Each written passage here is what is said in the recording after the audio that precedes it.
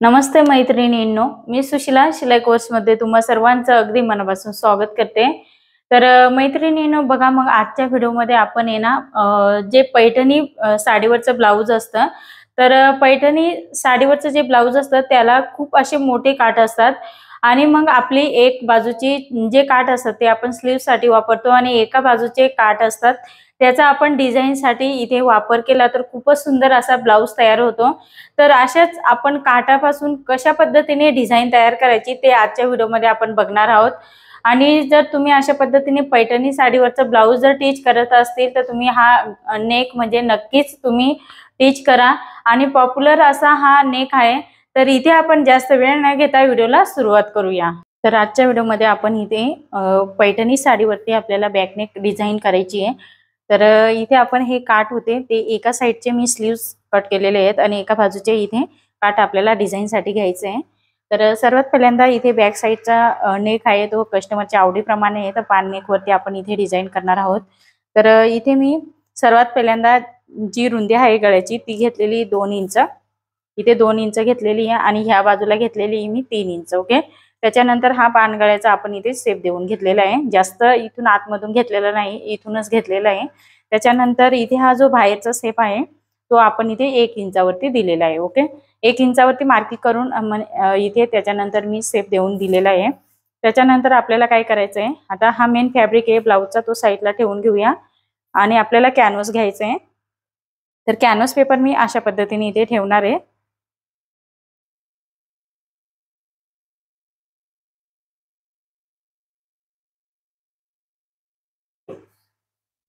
त्याच्यानंतर इथे मला मार्किंग दिसते तरी पण आपण अशा पद्धतीने याच्यावरती टॅप करून घ्यायचं म्हणजे जेणेकरून कॅनव्हास वरती व्यवस्थित डिझाइन ही उलट्या बाजूने येते। हे बघा इथे डिझाइन आपल्याला दिसते, तर ती इथे मी मार्किंग करून घेत आहे।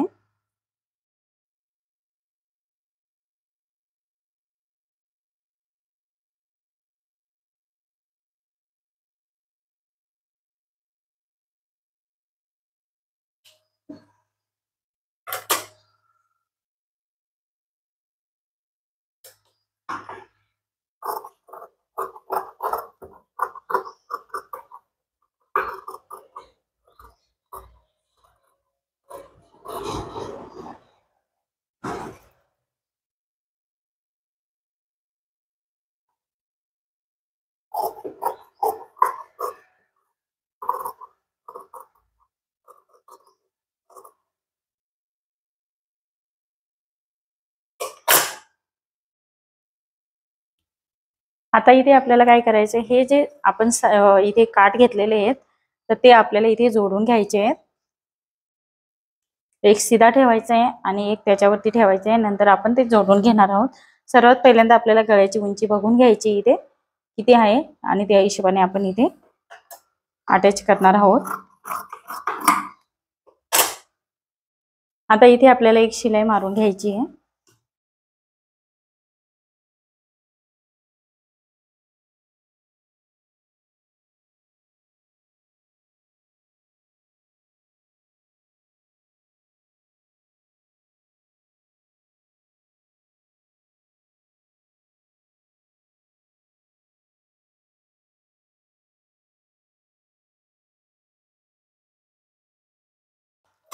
आता इथे शिलाई देऊन घेतल्यानंतर आपल्याला काय करायचं आहे, हे जे कॅनव्हास आहे ते याच्यावरती प्रेस करून घ्यायचं आहे। तर ज्या बाजूने शाईन असेल ना त्या बाजूने आपल्याला इथे ठेवायचे आहे। जिथे आपण शिलाई घेतलेली तिथे सेंटर मध्ये ठेवायचे आहे आणि अशा पद्धतीने इथे आपण हे कॅनव्हास याच्यावरती अटॅच करून घेणार आहोत। आता इथे मी प्रेस करून घेतलेले आहे आणि आपल्याला इथे काय करायचं आहे, अशा पद्धतीने एक कपडा घ्यायचा आहे अस्तर। तर थोडासा कपडा हा अस्तरचा थोडा जास्त लागतो कारण आपण पॉकेट पद्धतीने इथे हा जो पॅच आहे तो लावणार आहोत। कारण पॉकेट पद्धतीने लावल्यानंतर अजिबात कुठेही म्हणजे जे बाहेर उचकायची शक्यता असते किंवा धागे वगैरे निघतात ते निघत नाही, म्हणून आपण डायरेक्ट पॉकेट करणार आहोत। तर इथे आता आपल्याला शिलाई देऊन घ्यायची आहे।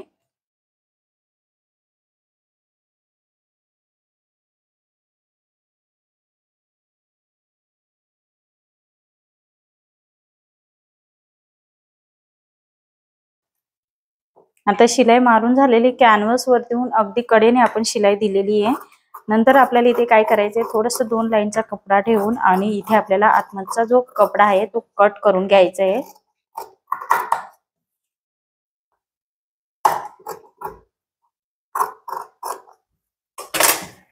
कट केल्यानंतर आपल्याला काय करायचंय, इथे सुद्धा काय करायचंय, अशा पद्धतीने थोडंसं फिनिशिंग मध्ये हा बाहेरचा कपडा सुद्धा इथे आपण कट करून घेणार आहोत.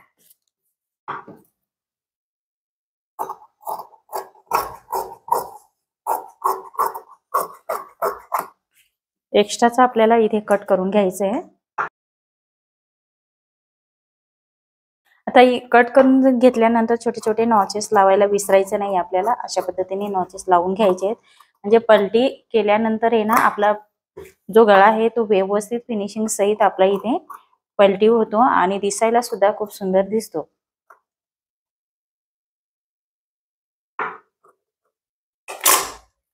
आता आतमध्ये आपण हे बघा, अशा पद्धतीने आपल्याला आतमध्ये अस्तरच्या फोल्ड करायचे. ओके, नंतर आपल्याला वरच्या बाजूने इथे शिलाई द्यायची आहे.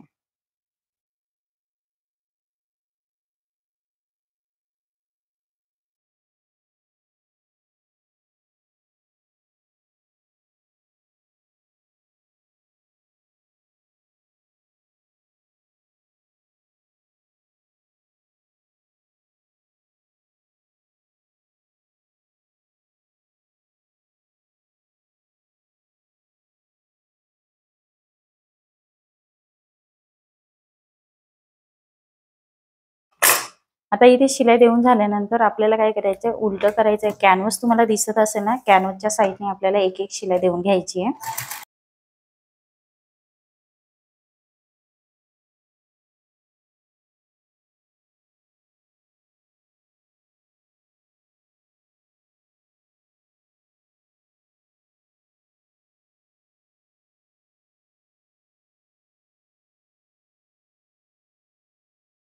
इथे थोडंसं एक्स्ट्रा होतं ते कट करून घ्यायचंय आपल्याला.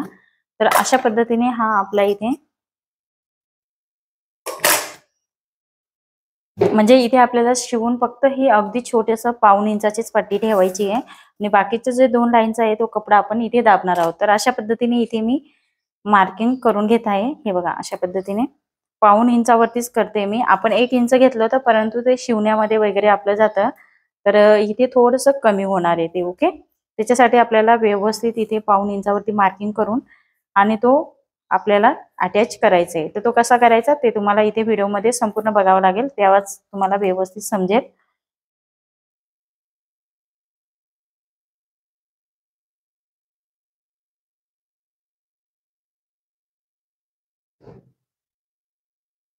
अशा पद्धतीने मार्किंग करून घेतलं. आता इथे आपल्याला काय करायचं आहे, आता इथे आपण हा जो नेक होता तो कट करून घेतलेला आहे, तो इथे आपल्याला अलट पलट करून घ्यायचे. ओके, किंवा म्हणजे तो डायरेक्ट आपण त्याला अटॅच करणार आहोत.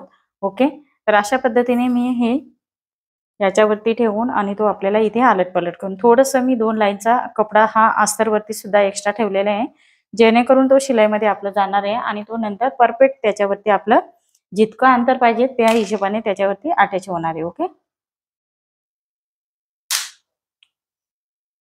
तर शिलाईच्या आधी आपल्याला इथे व्यवस्थित पिनअप लावून घ्यायचे आहेत.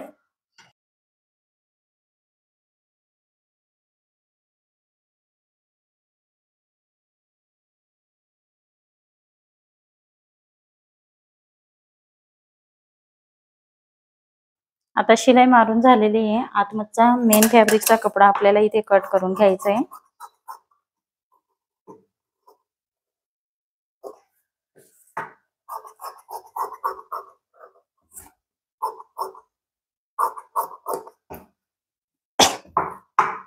छोटे छोटे नॉचेस आपल्याला इथे लावून घ्यायचे आहेत.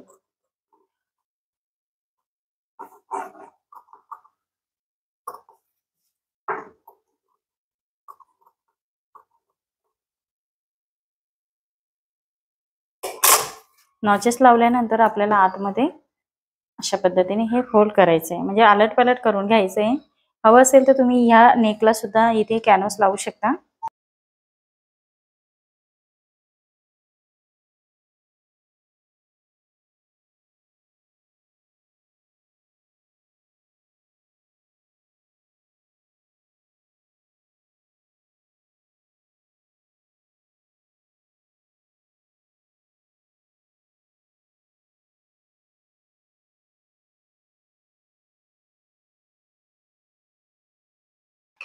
आता इथे आपल्या नेकला शिलाई मारून झालेली आहे। आता काय करायचं, कडेने आपल्याला एक एक शिलाई देऊन घ्यायची आहे।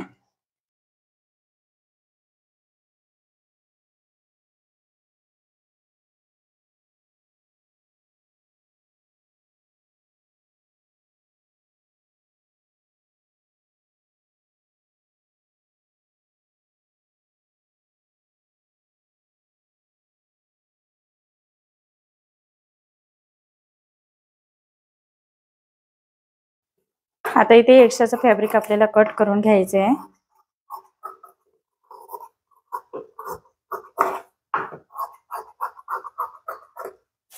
आता इथे आपल्याला काय करायचं, अशा पद्धतीने अटॅच झाल्यानंतर हा जो मधचा पॅच आहे तो आपल्याला इथे घ्यायचा आहे आणि त्याच्यावरती आपल्याला हे अटॅच करायचे। म्हणजे अशा पद्धतीने इथून आपण अटॅच केलं ना तर कुठेही धागा वगैरे निघणार नाही। किंवा तुम्ही बरेच वेळा काय होतं, आपण अशा पद्धतीने पॅच तयार करतो ना त्यावेळेस ते उलट्या बाजूने काढलं जातं, आतून शिलाई मारून उलट्या बाजूने काढलं का ते अशा पद्धतीने हे जे असतं धागा ते निघत असतात आणि ते उचकण्याची पण शक्यता असते। जसं की आपण लेस लावून आणि दाबून देतो तसं न करता तुम्ही अशा पद्धतीने पॉकेट पद्धतीने जर तुम्ही हे अटॅच केलं तर खूप सुंदर असा ब्लाऊज हा तयार होतो। तर आता इथे मार्किंग पण आपण करून घेतलेले 1/2 इंचाची। ओके,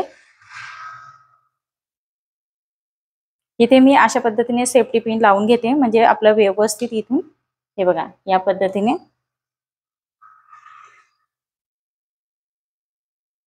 तुम्हाला पण ह्याच पद्धतीने इथे अटॅच करायचे आहेत।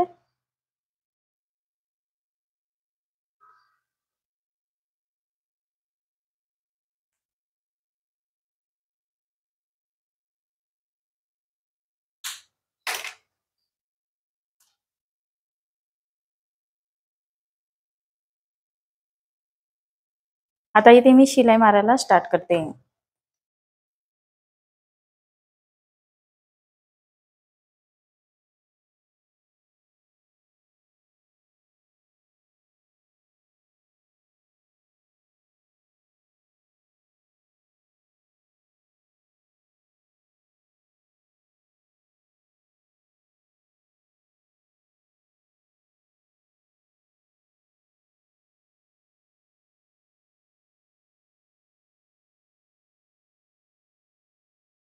आता इथे आपल्याला कडेने एक एक लेस लावून घ्यायची। हे बघा अशा पद्धतीने मी इथे गोल्डन कलरची लेस घेतलेली आहे। तुम्ही तुमच्या आवडीप्रमाणे इथे लेस घेऊ शकता।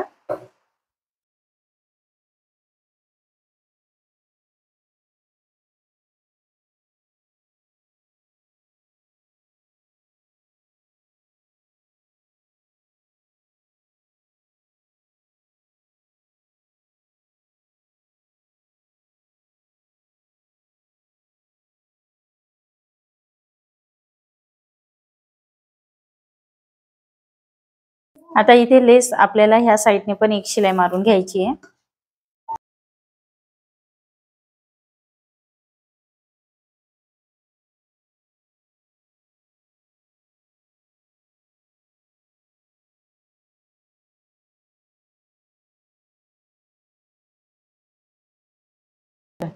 आता इथे आपली लेस लावून झालेली तुम्ही इथे बघू शकता। आता आपला हा जो सेंटर आहे तो अगदी करेक्ट आलेला आहे, तुम्ही इथे बघू शकता। तर हे सेंटर आपल्याला अशा पद्धतीने काढून घ्यायचं आहे। फोल्ड केल्यानंतर आपल्याला इथे खालचं टक्स आणि हातशिलाईची पट्टी ती आपल्याला नंतर लावायची असते, तर ती इथे आपण लावून घेऊया। अशा पद्धतीने बघा अगदी परफेक्ट असं आपलं सेंटर आलेलं आहे।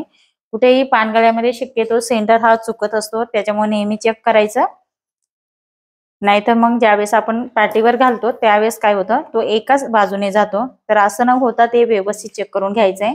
अशा पद्धतीने टक्सची मार्किंग केली आणि आता इथे आपल्याला काय करायचंय, टक शिवून घ्यायचंय आणि हातशिलाईची पट्टी सुद्धा शिवून घेणार आहे मी नेहमीप्रमाणे, तुम्हाला माहितीच आहे।